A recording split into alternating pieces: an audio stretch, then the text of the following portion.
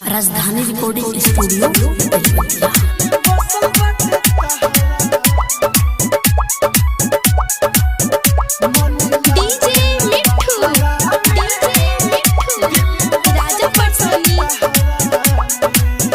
मन लागे ना बहारा में दिल बसल बाटे तहरा में। मन लागे ना बहारा में दिल बसल बाटे तहरा में। हो याद बड़ी आवे हो हमके सतावे, हो याद बड़ी आवे हो हमके सतावे, ना सते नहरा में। मन लागे ना बहारा में दिल बसल बाटे तहरा में। मन लागे ना बहारा में दिल बसल बाटे तहरा में। डीजे मिठू राजा पटसोनी। मन लागे ना बहारा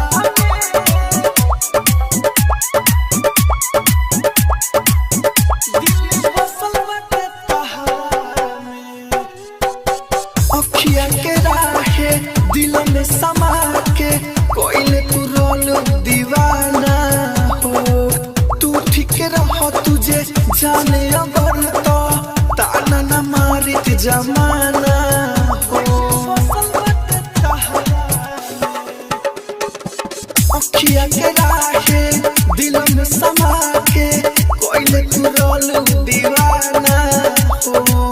तू ठीक रह तुझे जाने अगर तो ताना न मारित जमाना हो। हो सपना देखा के हो हमके रोवा के, हो सपना देखा के हो हमके रोवा के, दोनों दिल गहरा में। मन लागे न बहारा में दिल बसल बाटे तहरा में। मन लागे न बहारा में दिल बसल बाटे तहरा में। डीजे मिठू राजा पटसोनी। मन लागे न बहारा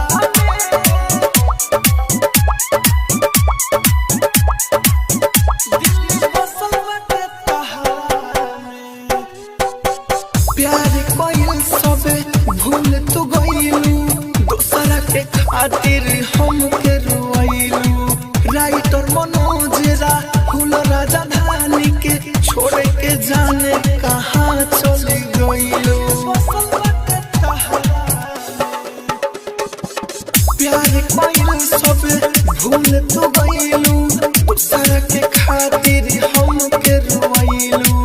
राइटर मनोज राहुल राजधानी के छोड़ के जाने कहाँ चली गइलू। हो गइलू जवान वादा उतुर देलू दादा, तू गइलू जवान वादा उतुर देलू दादा, बदस सब तहरा में।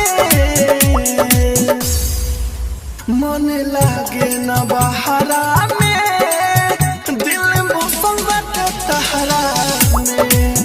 मन लागे न बहारा में दिल बसल बाटे तहरा में।